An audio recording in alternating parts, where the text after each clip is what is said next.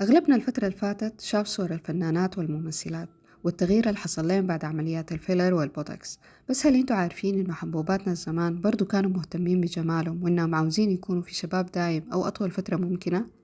وما بس كده، حتى الميكرو بيلدينج أو المكياج الدايم برضو كان بيعملوه بس بالمواد المتاحة عندهم. أيوة، زي ما سمعتوا كده. تعالوا نحكي لكم الحكاية. أغلبنا بكون شاف الحبوبات المشلخات أو الداقين شلوفة، ودي زمان كانت بتعتبر من معايير الجمال اللي تغنى بها الشعراء وفنانين الزمن داك. لو رجعنا بالزمن حبة حنعرف إنه عادة الشلوخ كانت منتشرة من زمان شديد في السودان، من سنة 750 قبل الميلاد، وكانت ما بس للنساء، كمان للرجال الوقت داك. كان عندها أسباب دينية، وبعد دخول الإسلام كانت بترمز للمجموعات القبلية المختلفة.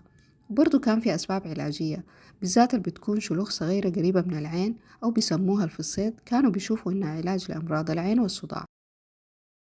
وبعد دخول الطرق الصوفية والولاء لها والتمييز بها اللي طغى على القبلية، بقت في شلوخ بتدل على مريدي أو متبعي طريقة معينة.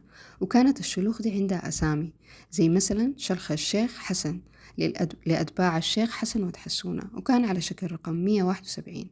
وأتباع الطريقة السمانية كانت شلوخهم 3 أنواع.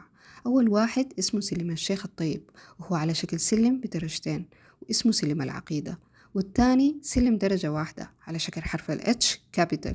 والتالت بيتكون من 4 فصدات على شكل مستطيل أو مربع.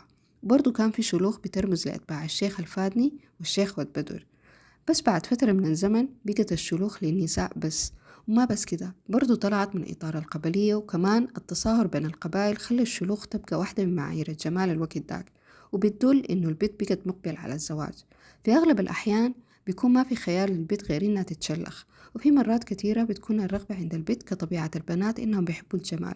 والحاجة دي خلت الشلاخة مهنة فنية دقيقة، ما أي واحدة بتقدر تقوم بها، لأنها هي بتختار نوع الشلوخ المناسب مع شكل الوجه.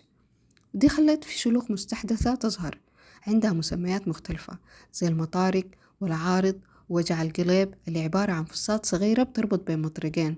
وكمان في النقرابي العبارة عن حرف التي مقلوب بين خطين. وكمان في درب الطير.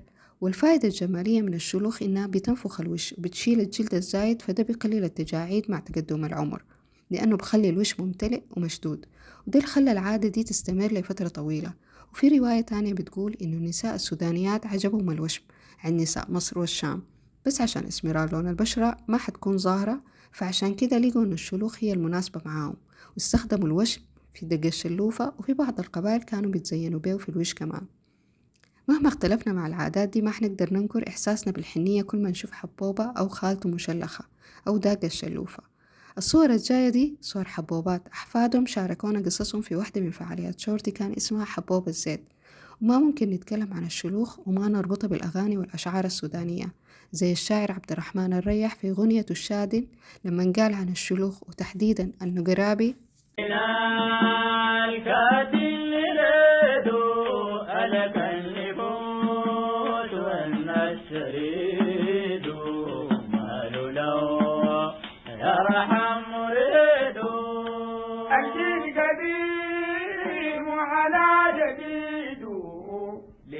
ترى معلوم نجيد ماله لو يرحم مريده فأخذ سلاح وكسر حديد نقرا في صفحة كتيد ماله لو يرحم